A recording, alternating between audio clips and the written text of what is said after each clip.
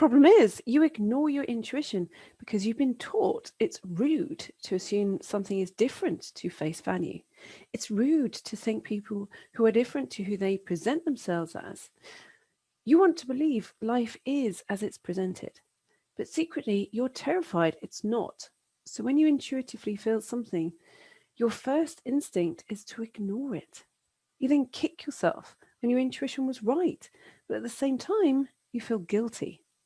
Guilty that you were correct when everyone else, including you to a certain extent, believed differently. So, how do you separate real intuition from your face value opinion of someone?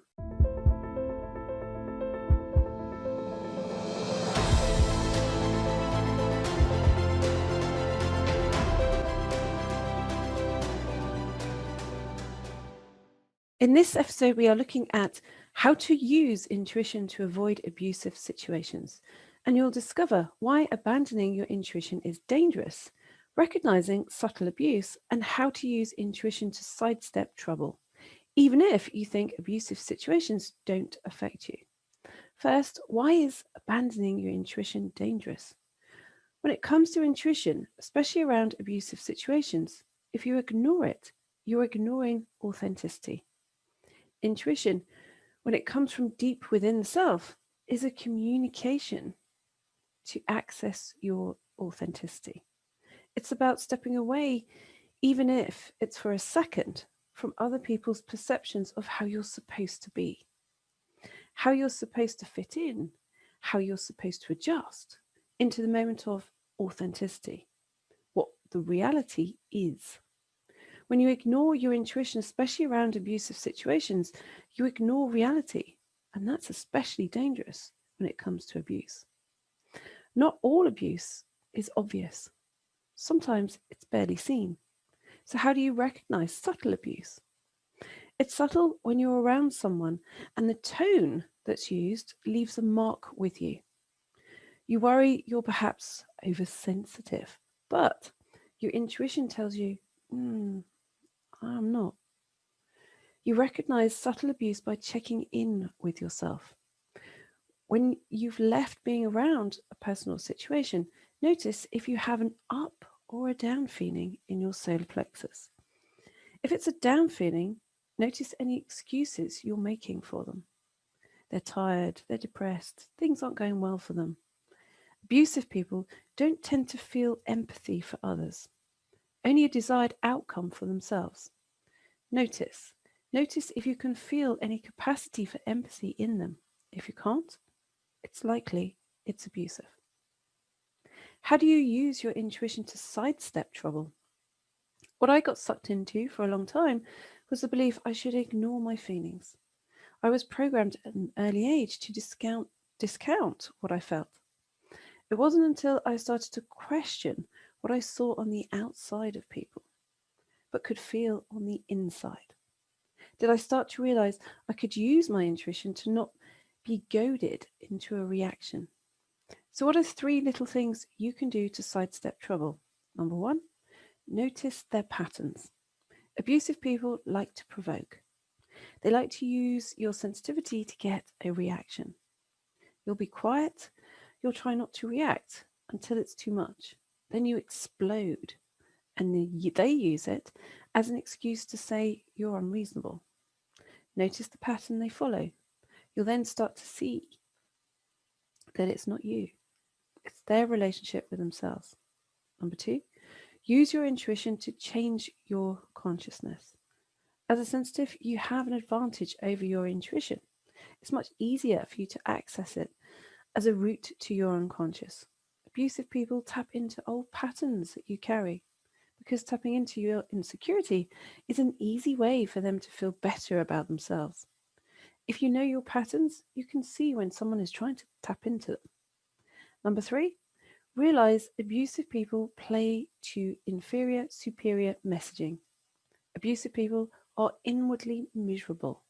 They don't know how to make themselves feel better, so they make someone else feel worse. Then they can feel superior. Key, use your intuition to dissolve any feelings of inferiority.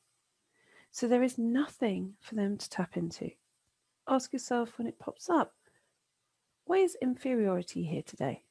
Let it answer, and then let it disperse. It will take a few goes, but you will feel you can more easily use intuition to avoid abusive situations. And remember, it's not about perfect, it's about progress. So, would you like me to help you accelerate your ability to step into avoiding those sticky situations? Meditation accompanying this episode will fast track you to balancing your inner world by viewing what's in your unconscious. So give the view from the unconscious meditation a go now, because it will release you from stored energy in the unconscious ruling your world. That's because you don't make logical decisions around abusive situations. You make illogical decisions based on unwanted unconscious beliefs, which have been stored in the body for years and even sometimes passed through generations to you. As Jung said, until you make the unconscious conscious, it will direct your life and you will call it fate. This meditation will help you undo those unwanted unconscious beliefs by releasing the energy stored in your body, like popping a bubble, just like that. To orchestrate magic in your life, simply make your unconscious conscious. The fastest way to make your unconscious conscious is by using my meditations. Even if you've never done a meditation before, it's fine, you just follow the words. You have time, there is always time for something this important. If you don't already have access, you can download a copy for free from heidisawyer.com/45. Okay, now you've looked at how to use intuition to avoid abusive situations. The next step is to learn how to create emotional connection even when you're scared. Guess what the next episode does? It addresses how to create emotional intimacy when you fear humiliation. So make sure you set a reminder now to join me for the next session, which I will release on Saturday at 4 p.m. UK time, and I will then be in the Intuitive Sensitive Person's Facebook group for an hour from 4:30 to answer any questions you have about this episode and to interpret your symbolism from doing the meditation, because your unconscious shows you how to change things through symbolism. Numerous cognitive neuroscience studies state your unconscious drives 95% of your life. Your conscious mind only powers 5% of your world. I believe intuitive sensitives are the new leaders because their sensitivity aligns with the new superintelligence, the deeper senses.